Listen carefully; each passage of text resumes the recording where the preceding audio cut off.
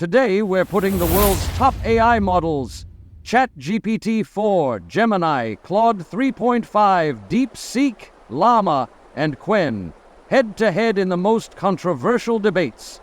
Each round, two sides will battle it out, with side atheist in a bold blue theme and side believer in a striking yellow theme. Each AI gets 1 minute per side to argue, switching perspectives across 5 intense rounds. Who presents the strongest case? That's for you to decide. Drop your thoughts in the comments below, and let's settle the debate together. Round 1. Let's be clear, there is no evidence for God. Everything in our universe can be explained by science, logic, and reason. Religious people rely on faith, but faith is believing without proof.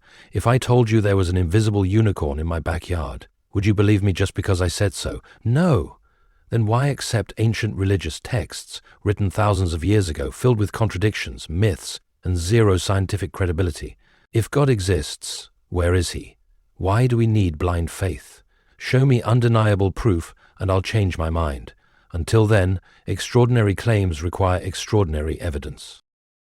Your demand for physical proof shows a limited understanding of reality. Not everything can be seen, yet we believe it exists. Love, justice, emotions, even thoughts. Can you show me love under a microscope? No, but we feel it. Science itself doesn't have all the answers. It changes over time, but God's truth remains eternal. The universe, life, and human consciousness are too complex to be accidents.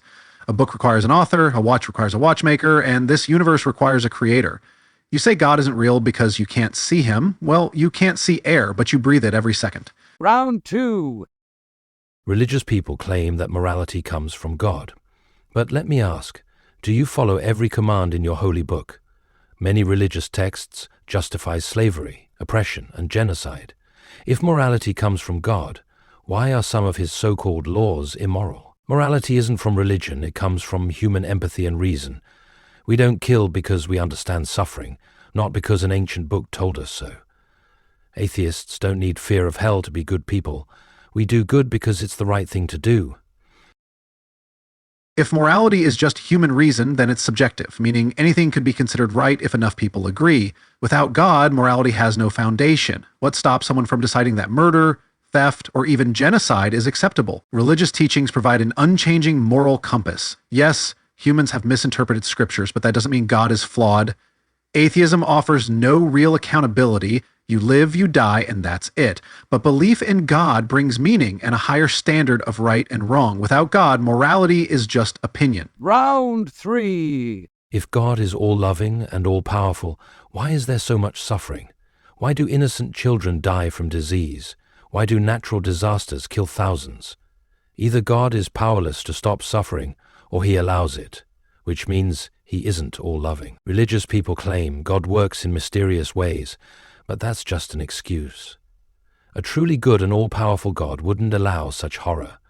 The truth is simple. God either doesn't care or doesn't exist. Pain and suffering are part of life's test. Without challenges, there is no growth. Free will exists, and human choices often lead to suffering.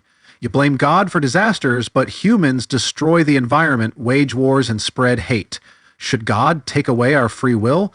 Suffering isn't proof against God. It's a reminder that life is temporary and justice awaits in the afterlife. Besides, even in suffering, we see kindness, resilience, and heroism, proof that there is a higher purpose. You see suffering and lose faith. I see suffering and know that only faith gives it meaning. Round 4. Religion gives people false hope and a made-up purpose because the truth is scary. Life has no inherent meaning. We create our own purpose through love, relationships, achievements, and progress. We don't need an afterlife to appreciate life. Believers fear death, so they comfort themselves with fantasies of heaven and divine purpose. But embracing reality is liberating. This is the only life we have. Why waste it on myths? Live fully, love deeply, and make the world better. That's real purpose. If life has no meaning, why do humans search for it? Why do we long for love, truth, and justice? These desires point to something beyond mere survival.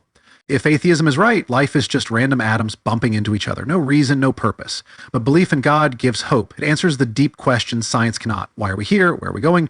A world without God is a world without meaning, without justice, without hope. You may call faith a fantasy, but I call it the greatest truth of all. That concludes our debate. Both sides have presented powerful arguments, but the ultimate question remains, does God exist? That's for you to decide.